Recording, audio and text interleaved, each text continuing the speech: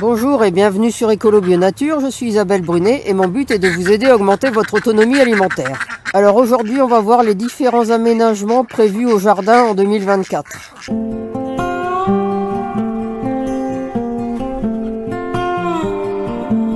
Alors on va commencer par cette zone-ci. J'avais essayé de refaire un carré de culture avec des tuiles, mais ça n'a pas bien fonctionné. Vous voyez, la terre pousse les tuiles. C'est pas génial. Donc ça va être fait. Et en fait, ce qu'on prévoit, c'est d'englober ce carré qui est maintenant bien pourri, dont le bois est bien pourri. Et cette zone qui est là aussi. Et de regrouper les trois zones pour n'en faire qu'une seule. Autre aménagement prévu, eh bien c'est un nettoyage de cette zone qui est qui a été un peu abandonné cette année. Alors ici on a déjà retiré tout le bois qu'il y avait là, qui était stocké.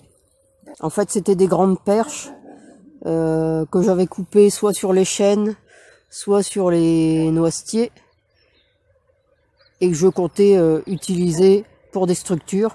Et finalement ça n'a pas servi, donc c'était là et c'était en train de pourrir.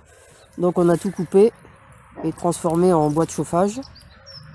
Ça va nous permettre de refaire le grillage qui, vous voyez, ne tient plus ici parce que le piquet est cassé.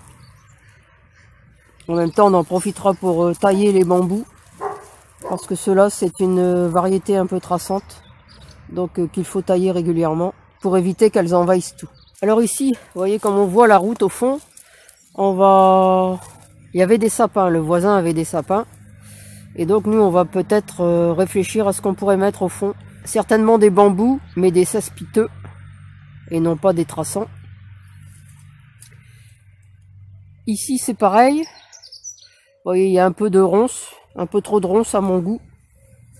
Donc on va refaire la zone, couper un peu le cornouiller là. Même chose avec l'eucalyptus. On va les téter certainement. De toute façon, on doit réététer les chênes. Donc on fera certainement pareil avec l'eucalyptus. Tailler un peu mieux le cornouiller. Et puis supprimer ce qui a poussé, les arbres qui ont poussé, qui n'étaient pas prévus. Choisir vraiment un des rejets du noyer. Voir celui qu'on garde vraiment. Puisque ici il y avait un magnifique noyer. Et puis il est tombé avec la tempête de je ne sais plus quand. Et donc bon...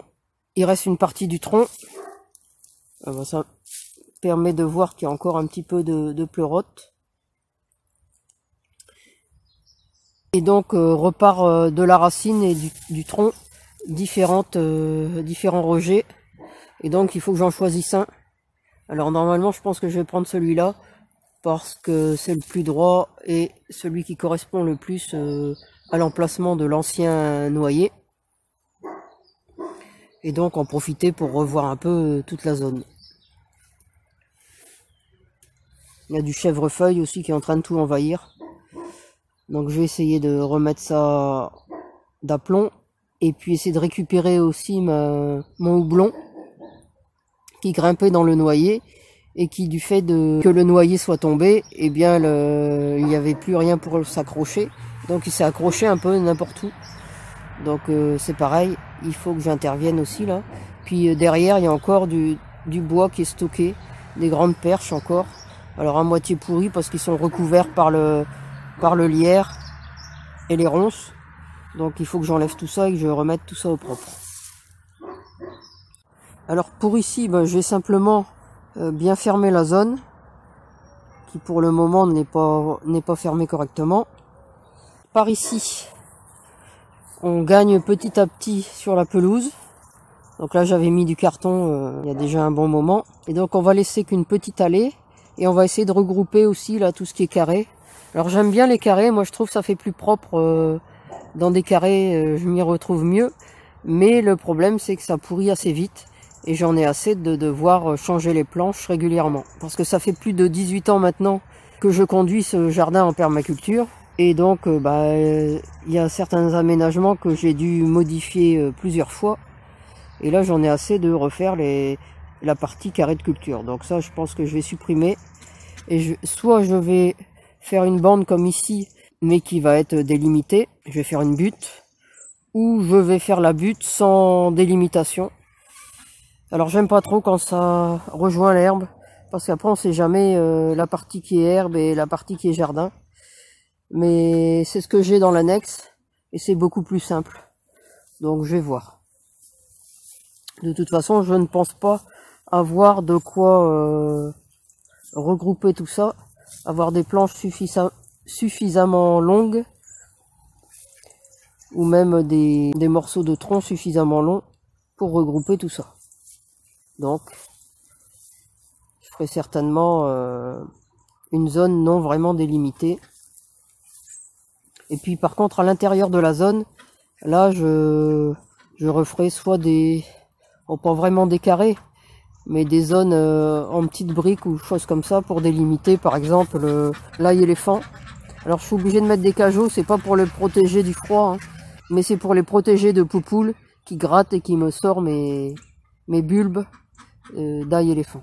Et là c'est pareil, il y a pas mal d'aromatiques, donc il va falloir que je les repère d'une façon ou d'une autre. Donc je referai peut-être un petit carré à l'intérieur, mais quelque chose de plus simple qui se change facilement.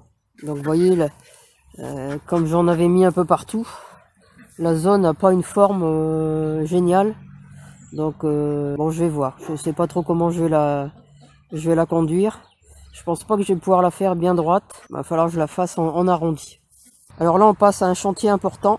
Je ne sais pas si on aura la possibilité, le temps de le mener à bien complètement cette année.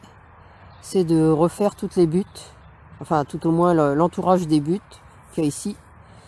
Puisque, bon, une partie a déjà été refaite en 18 ans. J'ai déjà au moins refait une fois, voire deux, pour certains endroits, toutes les planches. Mais à certains endroits, il faut recommencer, puisque le bois pourrit. Donc, on verra. On refera les parties les plus abîmées. Vous voyez, là, les planches sont complètement... là, c'est parti. Donc, la terre s'en va. Et ici, vous voyez, il y a un décalage énorme. La terre a poussé les planches. Et donc, il y a un décalage énorme. Donc tout ça c'est à refaire, mais je suis pas certaine de le refaire cette année puisque je manque de bras. Enfin, on verra bien. C'est pas non plus forcément ce qu'il y a de plus urgent. Autre chantier important qui là aussi demande des bras et du temps, c'est faire le deuxième abri bois. Donc j'ai tout ce qu'il faut, hein. J'ai une partie des planches qui est là et d'ailleurs qui est en train de s'abîmer parce que j'ai pas pu les stocker à l'intérieur. Elles sont trop grandes. Et une partie des piquets, enfin des montants, qui est là aussi. Et donc on va refaire un peu la même chose qu'on a fait ici. On va le décaler de 50 cm. Et donc on va en faire un deuxième. Alors vous me direz pourquoi j'en ai pas fait un seul. Eh bien tout simplement pour pas avoir à faire des déclarations en mairie. Puisque quand ça fait moins de 5 mètres carrés, et là il doit faire 4,82 m, eh bien vous n'avez pas de déclaration à faire. Donc plutôt que faire un qui fasse presque 10 mètres, je préfère en faire deux. Donc celui-là de 4,82 m et l'autre devrait faire dans les 4 mètres. Il sera plus petit simplement pour éviter que ça ne vienne trop loin sur l'entrée de cette annexe. Et donc qu'on ait l'impression de se le prendre dans la figure quand on arrive. Donc on va le faire moins grand. Par contre il fera encore 1 mètre de large. Ça ne changera pas. Alors il servira aussi à stocker du bois et si on a la possibilité d'en couper une partie pour faire des toilettes sèches. Mais ça c'est vraiment le plus gros chantier qui devait être fait l'été dernier et qu'on n'a pas eu le temps de faire. Parce qu'en fait, bon, ici il faut creuser à la tarière pour mettre les piquets en fer. Après les piquets en bois sont plus larges que la taille des piquets en fer. Donc pour les rentrer à l'intérieur, évidemment, il faut raboter un peu les piquets bois. Donc ça prend du temps aussi. Il faut pas en enlever trop, mais il faut en enlever suffisamment et il faut que ce soit droit. surtout que c'est fait au rabot à main. Et après, bon, nous on fait cette partie-là, et après j'ai un cousin qui vient, qui est plus, parce qu'il est beaucoup plus grand, et lui il va me mettre la toiture, en fait. J'ai encore des tôles de récupération comme celle-là, et elles sont déjà coupées, elles sont prêtes, mais en fait il faut quelqu'un sur l'échelle, et quelqu'un qui tienne. Or nous on est trop petites pour tenir, puisque la hauteur doit avoisiner les 2 mètres, du côté droit je pense. C'est trop grand pour nous, on est trop petites. Alors au niveau de la clairière nourricière, là il n'y aura pas de changement. Mais non, on passe pas par-dessus le fil, enfin. Il n'y aura pas de changement. Je dois juste recouper une partie du fil qui servait avant pour le grillage, pour me permettre de faire une porte ici. Parce qu'en fait, ce qu'on fait, c'est qu'on passe par-dessus le fil. Et il m'est arrivé 2-3 fois de me prendre les pieds dans le fil et de tomber. Donc je vais faire simplement, j'ai coupé le fil et le rattacher pour faire une porte. Je vais le faire aussi, ça prend pas longtemps, mais le tout c'est d'y penser. Alors j'en profite pour vous montrer mes choux. Alors on en avait repiqué pas mal. Par contre j'ai dû blinder de féramol là, avant les gelées, parce que il y en a eu plus de la moitié qui ont été mangés. Bon, j'en ai protégé une partie, ce qui était encore correct. On verra, comme il a gelé vraiment fort. Je suis pas sûr qu'ils vont bien repousser, mais enfin on verra bien. Bon, les blettes sont cuites, hein, parce que ça a vraiment été des grosses gelées. Donc ici pas de changement de prévu. Vous voyez, là les zones sont pas vraiment délimitées, hein. J'ai pas mis de bois, simplement je mets juste des ficelles et puis un bâton. Donc c'est ce que je vais essayer de faire de l'autre côté. Mais là c'est pas trop gênant parce que les allées sont en broyat ou en feuilles.